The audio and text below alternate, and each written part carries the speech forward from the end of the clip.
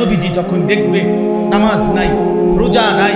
জিকির নাই, তিলাওয়াত নাই, ফজরের নামাজ নাই, হালাল উপার্জনের কোনো খবর নাই, ঘরে টেলিভিশন, নাচ গান চলছে তো চলছে, চলছে তো চলছে,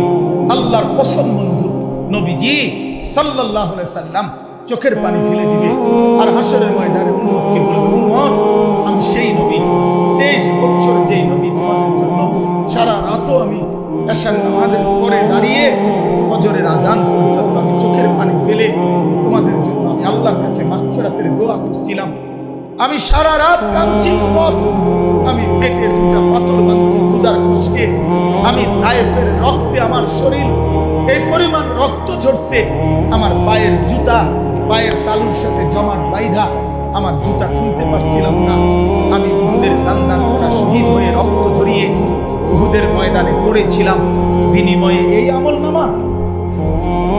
আমার 23 বছরের মেহনতের এই বিনিময় উম্মত আমি এই জন্য রক্ত ঝরাইলাম। বলো না বাপ, এই বাপ বলো, কি বলবা তুমি? নবী যখন বলবে, উম্মত কেমনে পারলা তুমি